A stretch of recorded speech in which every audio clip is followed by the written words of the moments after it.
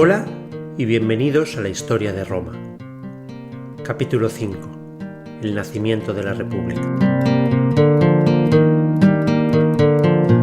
Han pasado 2 siglos desde la fundación de Roma, y los romanos han sufrido una enorme transformación. Al principio eran apenas unos pastores y una colección de desechos sociales y otros marginados que se habían reunido y se abrían camino en el mundo como podían. Desde entonces, la economía había cambiado, de la ganadería a la agricultura y el comercio, y habían pasado de ser una colección de chusma armada a una sociedad de leyes con un ejército bien equipado y disciplinado. Habían pasado de pequeña aldea guerrera a capital regional, y ahora estaban preparados para desafiar a aún más vecinos por el control de toda Italia. Al norte estaban los etruscos y al sur las colonias griegas. Tras haber conquistado la región central durante el reinado de los reyes, los romanos se dirigían ahora a las colinas y montañas del este de Italia en busca de nuevas conquistas, y como siempre se verán obligados a rechazar el empuje de las ciudades etruscas del norte. Según la cronología legendaria, los reyes fueron derrocados en el año 509 a.C., aunque esta fecha es bastante sospechosa. Lo más probable es que los patrióticos historiadores romanos sugirieran esta fecha para que fuera ligeramente anterior a la instauración de la democracia en Atenas en el año 508 a.C. A los romanos les costaba creer que no eran los primeros y mejores en todo, especialmente a la democracia de la que tanto se enorgullecían, así que es posible que alteraran su historia para superar así a los griegos. Cuando se fundó la República, la población de Roma rondaba los 130.000 habitantes. Esta población se dividía en 2 grupos básicos: los patricios y los plebeyos. Los patricios procedían de aquellas familias que podían rastrear sus raíces hasta los 100 senadores originales elegidos por Rómulo, y los plebeyos procedían de aquellas que no podían hacerlo. Los patricios, simplemente por su ascendencia, poseían derechos exclusivos. Por ejemplo, en política, eran los primeros que votaban y eran los únicos que podían ocupar magistraturas y cargos oficiales. Eran los únicos que podían ser oficiales de las legiones y los que tomaban posesión de las tierras conquistadas. Además, en la esfera religiosa, eran los únicos que podían integrarse como sacerdotes y convertirse en augures. Por último, los patricios gozaron de derechos tales como el matrimonio legal, el derecho a realizar negocios jurídicos, el derecho de convocar a la justicia o el derecho de utilizar 3 nombres para diferenciarse de los plebeyos. Esto no significa que los plebeyos no pudieran casarse o realizar negocios, solamente que los negocios y matrimonios entre plebeyos no tenían ningún valor legal. Al principio, la distinción entre patricios y plebeyos también seguía las divisiones económicas de clase, pero con el tiempo empezaron a emerger los plebeyos adinerados y no tardaron en exigir reformas que les permitiesen alcanzar estos derechos. Como vimos la semana pasada, las 2 clases más ricas de Roma contaban con suficientes votos para acabar con cualquier posible oposición, y esas clases estaban formadas principalmente por patricios, que no tenían ninguna intención de compartir estos derechos con simples plebeyos. Esta tensión entre patricios y plebeyos dominaría la política romana durante toda la República. Aparte de la distinción entre patricios y plebeyos, había quienes carecían incluso de una posición política. Se trataba de las mujeres, los esclavos y los inmigrantes. Estos grupos formaban una mayoría en términos numéricos, pero se les negaban casi todos los derechos políticos.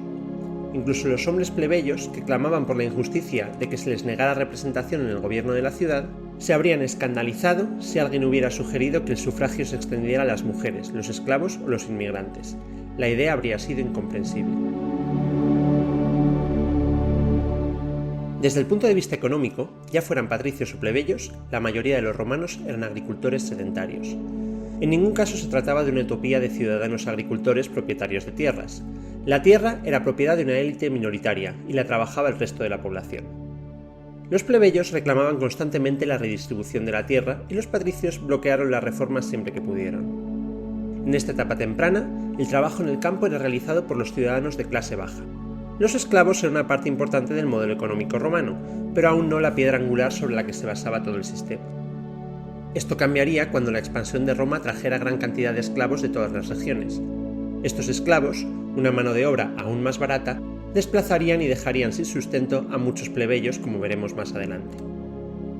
Las granjas producían 2 productos básicos: cereales para el consumo interno y cultivos para el comercio exterior, aceitunas y uvas que serían refinadas en aceite y vino. El comercio de estos productos, combinado con la privilegiada posición geográfica de Roma en Italia central, enriquecería grandemente a los romanos. Pero, como en otros tantos aspectos de la sociedad romana, eran los patricios ricos quienes más se beneficiaban del comercio exterior, mientras que la plebe se limitaba a trabajar el campo. A pesar de todas las diferencias, tanto políticas como económicas, entre patricios y plebeyos, cada vez que la ciudad se veía amenazada, dejaban de lado sus diferencias para defenderla. Al fin y al cabo, todos eran romanos. Eso sí, una vez pasaba el peligro, retomaban sus luchas y odios entre clases. Ahora que tenemos una idea general de la organización social de la época, es el momento de continuar con nuestra historia. La tiranía de la monarquía había sido desterrada. En Roma, el pueblo liberado declaró a los tarquinios enemigos del Estado y les prohibió la entrada en Roma para siempre. A continuación, se convocó a la Comitia Centuriata y se decidió que los reyes nunca volverían a gobernar Roma. En cambio, 2 hombres serían elegidos como líderes, para que el poder nunca volviera a concentrarse en manos de un solo hombre. Además, los 2 hombres gobernarían únicamente por un año, para evitar que nadie acumulara demasiado poder. Anualmente se repetirían las elecciones para elegir a los nuevos líderes. Originalmente, estos hombres se llamaron pretores, aunque el nombre se cambiaría a cónsul en el año 305 a.C. Para simplificar las cosas, llamaremos a todos cónsules, incluso los primeros líderes que técnicamente se llamaban pretores. Los cónsules tenían los mismos poderes que un rey. En tiempos de paz tenían las máximas funciones administrativas, legislativas, judiciales y religiosas, y en tiempos de guerra eran los comandantes del ejército. Los romanos, asustados por el abuso del poder absoluto que había ejercido Tarquinio el Soberbio, decidieron poner un límite anual a los cónsules. Poder absoluto sí, pero con fecha de caducidad. Pasado un año debían devolver el poder y otros resultarían elegidos. Además, para añadir otra garantía contra potenciales abusos de poder, los romanos decidieron repartir el poder absoluto entre 2 personas. Cónsules significa literalmente los que caminan juntos. Poder absoluto con fecha de expiración y un colega que puede vetar o contrarrestar cualquier abuso. Con estas medidas, los romanos se sintieron a salvo de los excesos de la monarquía. En el año 509 a.C., tras la expulsión del rey Tarquinio el Soberbio y su familia, se reunió la Comitia Centuriata y tras decidir cómo Roma sería gobernada a partir de entonces, se votó a los primeros colíderes.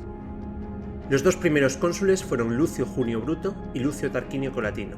El primero había liderado la revuelta contra el rey y la violación de la esposa del segundo había desencadenado la revuelta. La primera acción de Bruto como cónsul fue hacer jurar a todos los romanos que jamás permitirían que un rey gobernara Roma. El legado de Numa seguía siendo una fuerza potente. Bruto pensó que un juramento sagrado ante Júpiter bastaría para obligar a los hombres a oponerse a la monarquía, y así fue. Los romanos se tomaban muy en serio sus juramentos. El Senado había disminuido por la crueldad asesina de Tarquinio, por lo que la siguiente preocupación de Bruto fue la de rellenar sus filas. El cónsul eligió a los mejores hombres del orden ecuestre, y estos fueron elevados al estatus senatorial hasta completar los 300 miembros de nuevo. Los nuevos miembros fueron conocidos como conscripti, mientras que los antiguos conservaban la denominación de patres. En un principio, la expresión de cortesía para dirigirse a los senadores en un discurso era la de patres et conscripti, distinguiendo a aquellos senadores patricios y plebeyos. Con el tiempo, estos últimos consiguieron que la expresión se redujese a patres conscripti, significando la unión que se había producido entre ambos.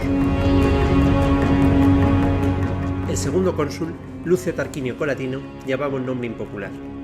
Es cierto que llevaba el nombre de Tarquinio por ser un sobrino segundo del antiguo rey, pero él había sido el primero en instigar la revolución.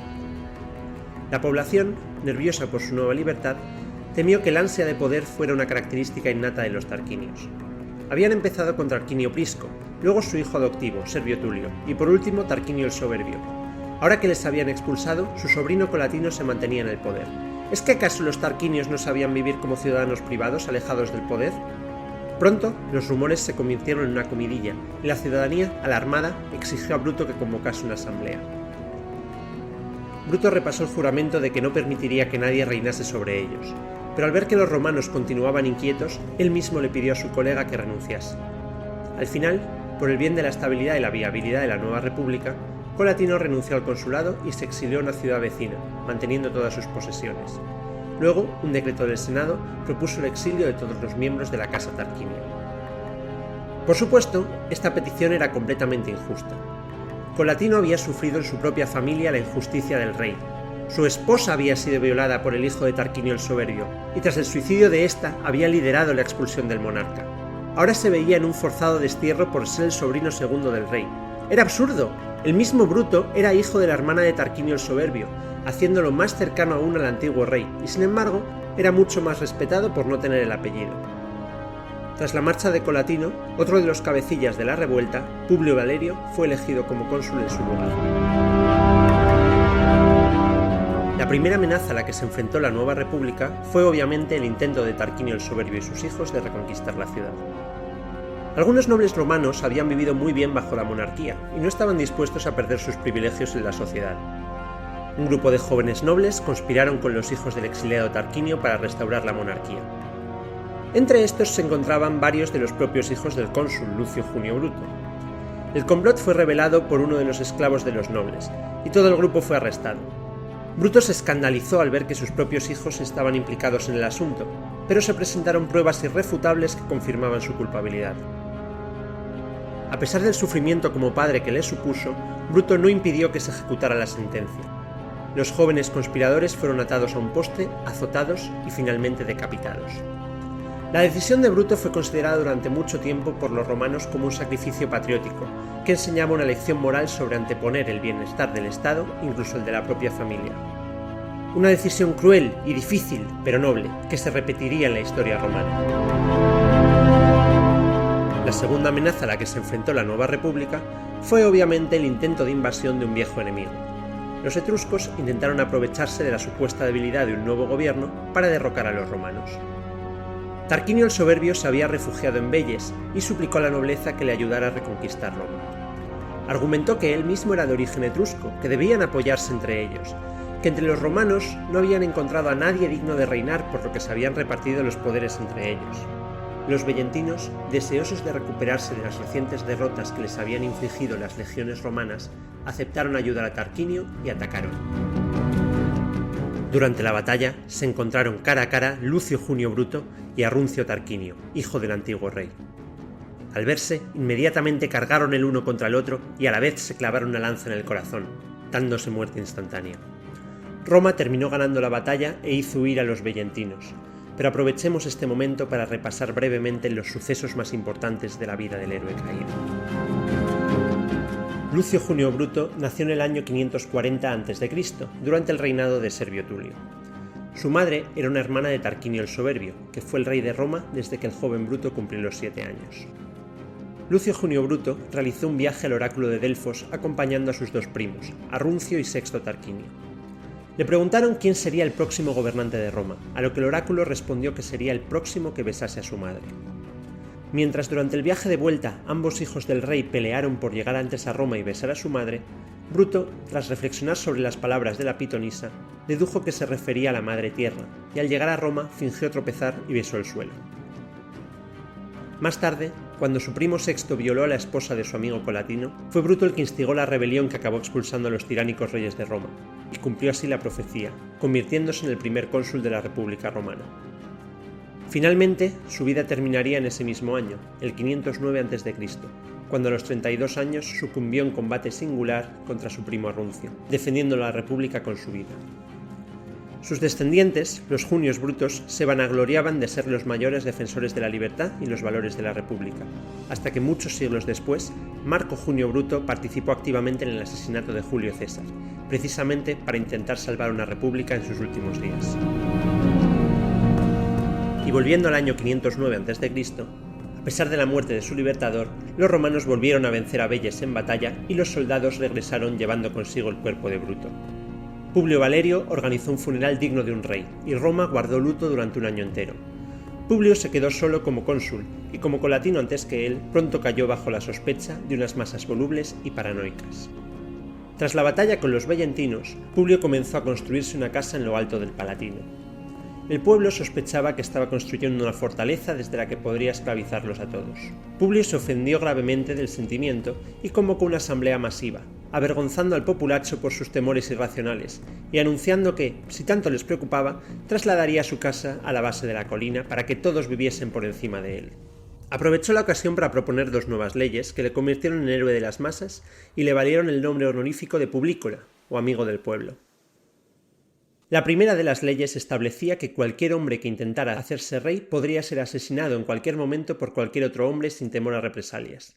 y la segunda establecía que cualquier decisión del cónsul podría ser recurrida ante las asambleas populares.